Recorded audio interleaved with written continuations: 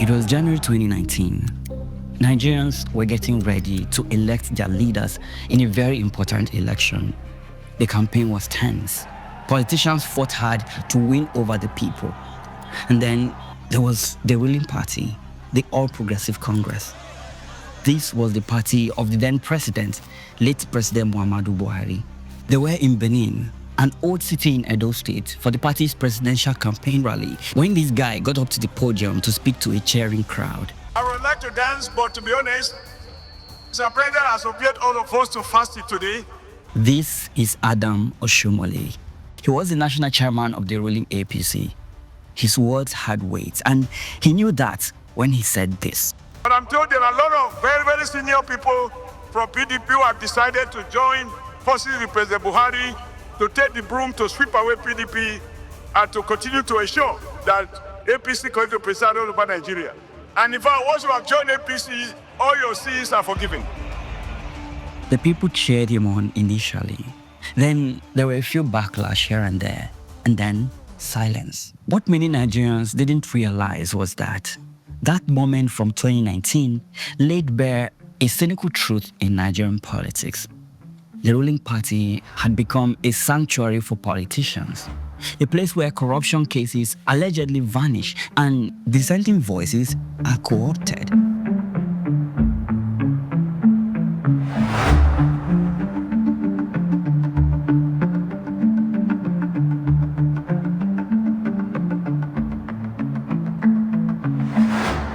Nigeria touts itself as a multi-party democracy, yet facts on the ground say otherwise. If anything, it appears the country is drifting perilously toward one dominant party, one ideology, and virtually no real opposition. In this episode, we want to investigate how, since 2015, one party has systematically captured the political space through strategic defections, state capture, and the silencing of dissent, in a manner reminiscent of one-party states all around the world. This political party being the APC. We will explore how opposition leaders, even those tainted by corruption, jump ship to the APC and find their sins forgiven. How the ruling party allegedly wields state apparatus to entrench its power, and how it has allegedly infiltrated rival parties to hollow out any true resistance. To understand what is at stake in Nigeria, we'll first turn to history's playbook of one-party rule, a step-by-step look at how dominant parties emerge and choke out democracy, before zooming back in on Nigeria's unfolding drama.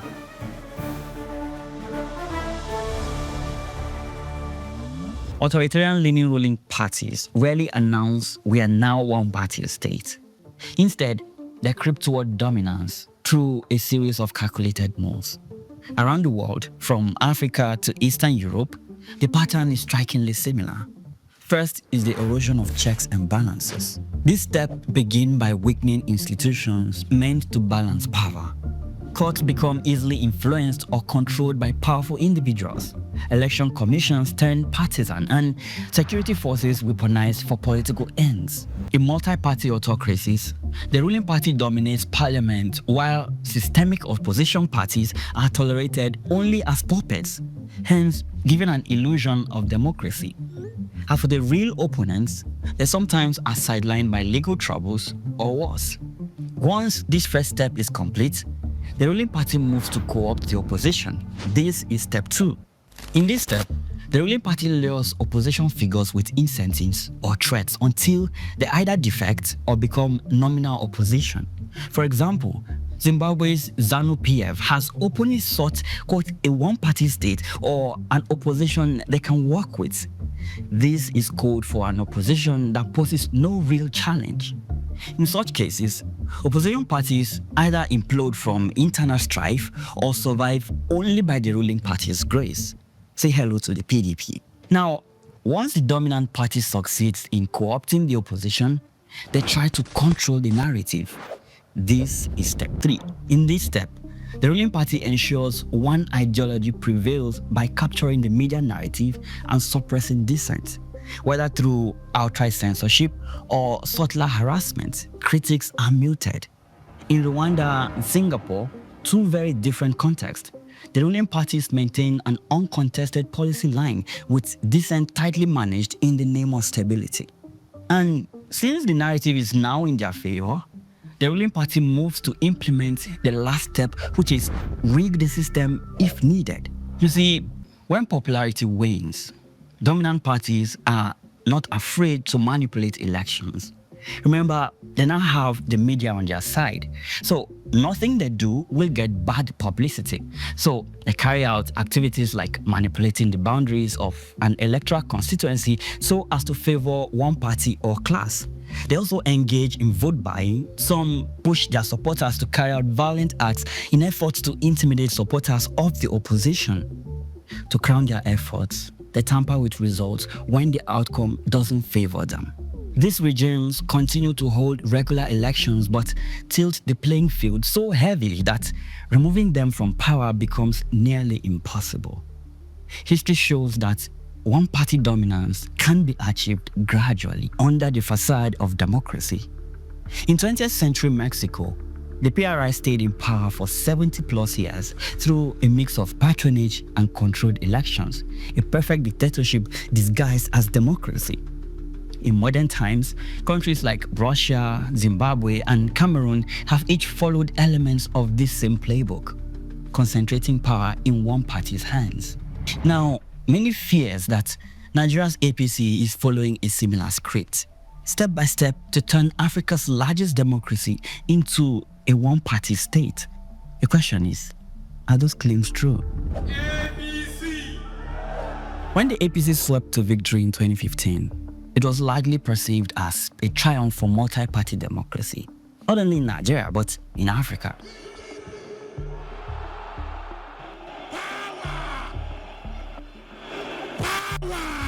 You see, the People's Democratic Party, PDP, had held power for 16 years, and they were already thought if the country was going to be continuously ruled under their umbrella. For the first time in Nigeria's history, an incumbent president from the long-ruling People's Democratic Party, PDP, was peacefully unseated by the opposition.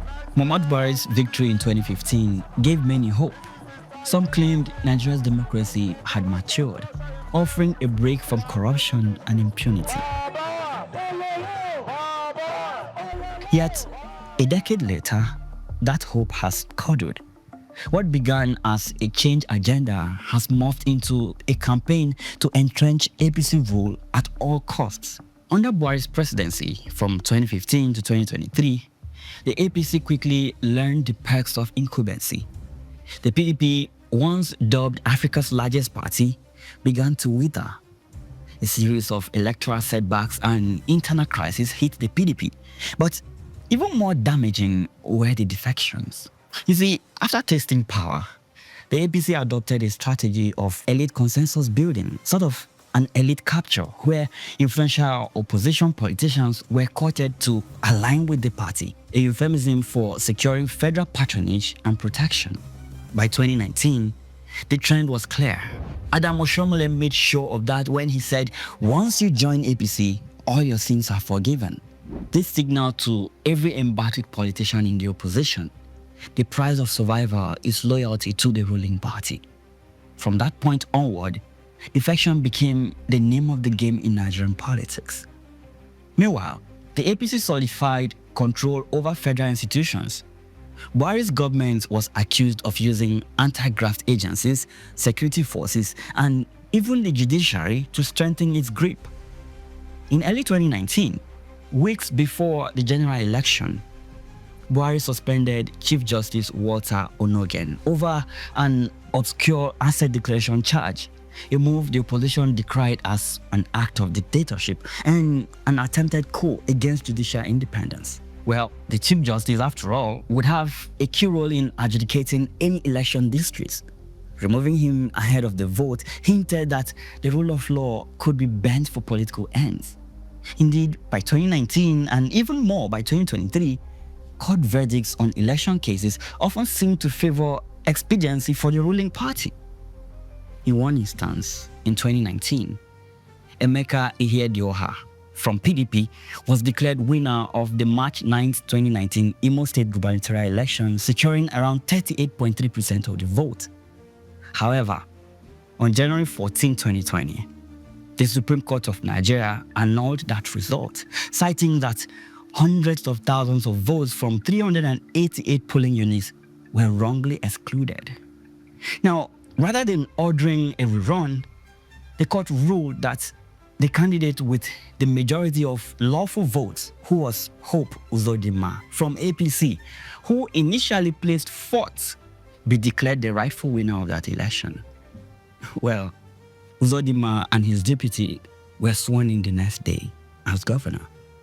Now, such selective justice fed the perception that Nigeria's judiciary was becoming a tool for consolidating APC power. But this transformation didn't happen overnight.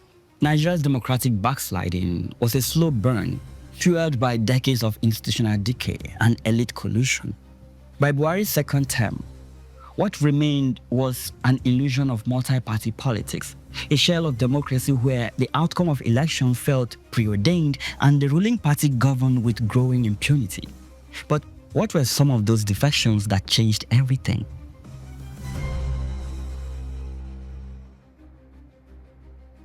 One of the clearest signs of a dominant party emerging is the mass defection of opposition politicians to the ruling side. Since 2015, Nigeria has witnessed a gale of defections, unprecedented in its fourth republic. High-profile opposition leaders, some with pending corruption cases or political ambitions thwarted in their own parties, have crossed over to the APC, often instantly rewarded with influence, protection, or positions. Consider the wave of governors who have abandoned the PDP and other parties to join the APC. First is this guy, David Umahi from Ebonyi State. Became one of the first to jump ship post-2015. In November 2020, during his second term as governor, Umahi ditched the PDP for APC, citing, quote, the marginalization of his southeast region by the PDP. Many believe this move was more about personal ambition and securing favor with the Buhari government. Well, today, Umahi is rewarded as the Minister of Works in the APC-led administration. There's also Ben Ayade from Cross River State. In May 2021, Ayade, a second-term PDP governor, switched to APC. He claimed he wanted to, quote, align with the federal government to bring more projects to his state. Well, alignment came with perks. Aligning with Abuja sometimes can mean immunity from federal pressures and a warm welcome into the patronage networks, allegedly, of course. Then we have Bello Matawale from Zamfara State. Elected in 2019 under the PDP, Matawale defected to APC in June 2021 amid a severe security crisis in Zamfara. Officially, he argued that partnering with the ruling party would help combat the insecurity plaguing his state.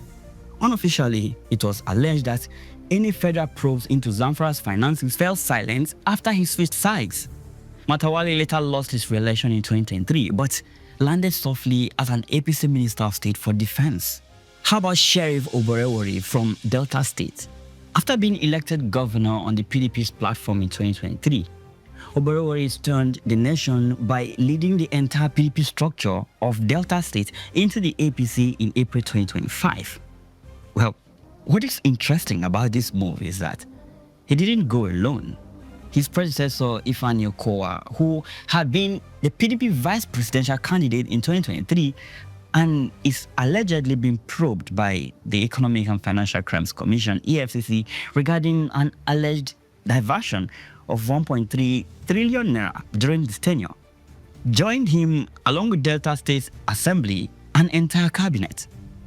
This was a knockout blow to the opposition in one of Nigeria's core oil-rich states, effectively erasing PDP's presence there overnight. Umo Eno, Akwa Ibom State, was another freshly minted PDP governor, elected in 2023, who switched to APC in June 2025. Eno declared he was moving to the APC from a position of strength and even staged a ceremony with APC bigwigs in Uyo to announce his defection. His move followed weeks of speculation and came shortly after he publicly endorsed President Bola Ahmed Tinubu's leadership. This list is far from exhaustive.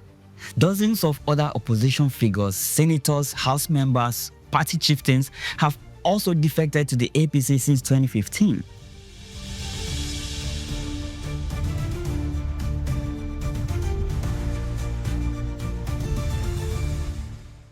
Godswill Akpabio, who was the former Senate Minority Leader between 2015 and 2018, was once a PDP stalwart, once accused of an alleged multi-billion naira fraud until he crossed over to APC in 2018 and is today the President of the Senate under APC rule.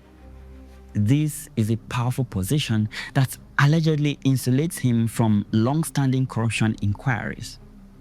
We have Orji Uzor Kalu, an ex-governor who was initially convicted of fraud, but had his conviction later overturned on technical grounds. He found a new life as an APC senator. Femi Fani-Kayode, a firebrand former PDP minister who faced graft charges, loudly switched allegiance to APC and soon saw a softening of his legal troubles. The examples go on, and the message rings clear. Joining the APC is the quickest way for a politician in a difficult situation to rehabilitate their image or allegedly bury their crimes. Allegedly. Indeed, even officials in the current government have tacitly acknowledged the trend. In early 2025, the then APC national chairman and former Kano State Governor Abdullahi Ganduje shrugged off concerns about Nigeria becoming a one-party state. He brazenly remarked that there is, quote, nothing wrong if Nigeria evolves into a one-party state, provided it reflects the will of the people.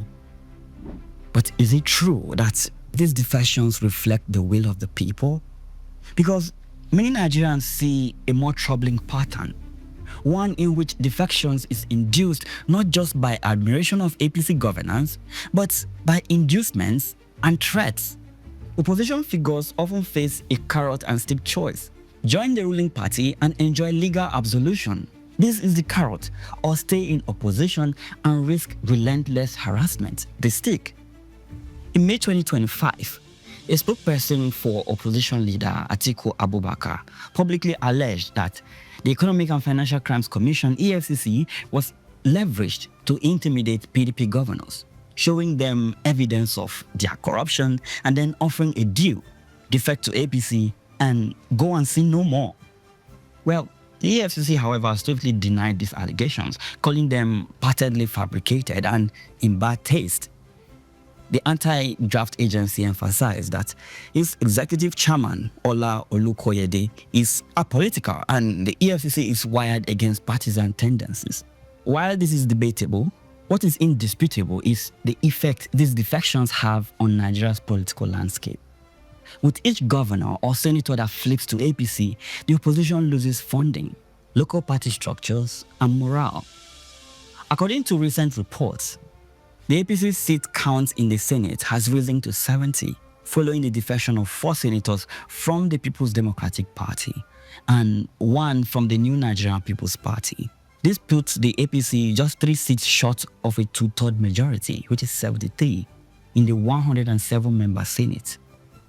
The PDP, on the other hand, has seen its representation decline to just 28 seats, a significant drop from the 36 it initially held after the last elections. The remaining seats are distributed among other parties, such as the Labour Party holds 5 seats, Social Democratic Party SDP has 2, and both the All Progressive Grand Alliance APGA and the New Nigeria People's Party NNPP hold 1 seat each. This shift in the balance of power within the Senate indicates a strengthening of the APC's position and negotiating power, giving them a greater influence over the legislative agenda. Out of 36 state governors, the vast majority are now APC, including states that were once opposition strongholds. This has fueled a growing sense that Nigeria is sliding into one-party terrain, where, come election time, the outcome feels nearly predetermined. But how does all of this affect the opposition? Now, what does all this mean for Nigeria's opposition and its democracy? The consequences are dire. The PDP, which ruled Nigeria for 16 years from 1999 to 2015, is now a shadow of itself, hemorrhaging members, struggling with leadership crisis, and increasingly irrelevant in shaping policy. Its aging leaders spend more time firefighting internal betrayals than holding the government accountable.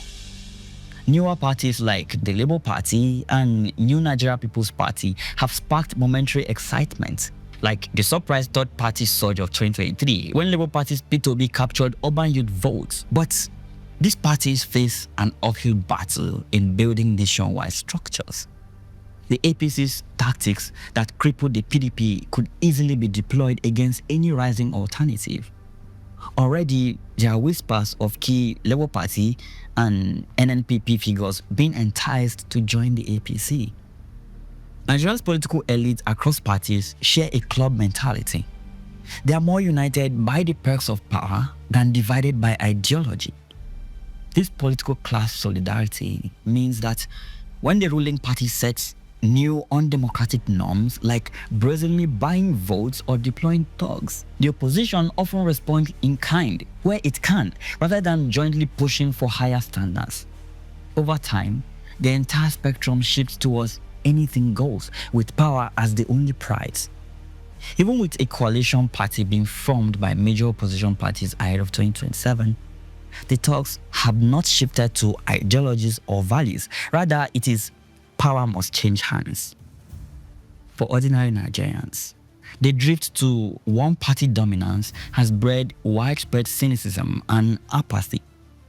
Voter turnout in elections has plummeted, only 27% in 2023 presidential poll, the lowest on record. Many feel that elections have become more of a ritual for elite affirmation rather than genuine contests. The sense is that dissent is futile. If the ruling party is determined to stay in power by hook or crook, why risk anything to oppose it? This disillusionment is dangerous. When citizens withdraw from the democratic process, it creates a vacuum that authoritarian actors eagerly fill. The less accountable the rulers, the more impunity reigns, and the cycle reinforces itself. Nigeria's situation now eerily echoes other countries that slid into dominant party rule. Turkey, under Erdogan's AK party, for instance, started as a reformist government, but gradually eroded checks, cowed the media, and neutered the opposition until elections became largely inconsequential. In Zimbabwe, the ruling ZANU-PF never hesitated to detain opponents or split their parties. By co-opting a faction of the opposition into a unity government and persecuting the rest, it cemented a quasi-one-party state that persists till today. Nigeria still has a long tradition of vibrant press and civil society that those countries lack, but even Nigerian journalists and activists increasingly operate under fear of repression when they challenge the ruling elites. If current trends continue, Nigeria risks joining the roster of electoral authoritarian regimes, a democracy in name, but an autocracy in practice. So, what can we do to curtail this? Reversing the current trajectory requires intentional efforts and unlikely courage. Institutions must be reclaimed. The judiciary must reassert independence. Judges of integrity would need to stand up to political pressure.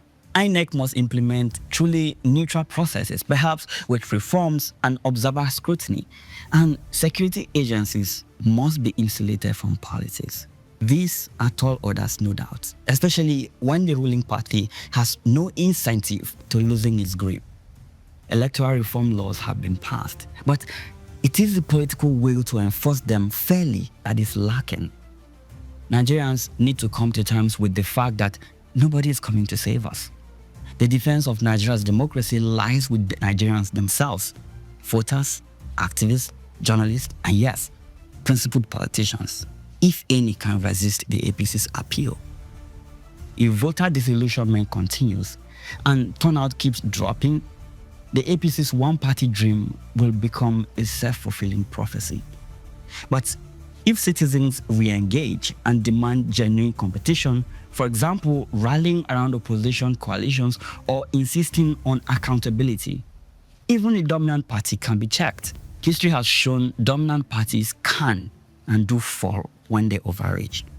Power ultimately lies with the people, but they need to show the desire to exercise that power in order to be taken seriously by the political class. For now, the suffocation is not yet complete, but the grip is tightening. The ruling party's slogan of next level, originally meant to signify progress for Nigeria, now sounds like a promise to take its political domination to the next level. So, will Nigerians allow the country become a one-party state? I'm Jude Bella, and this is Declassified on the Central.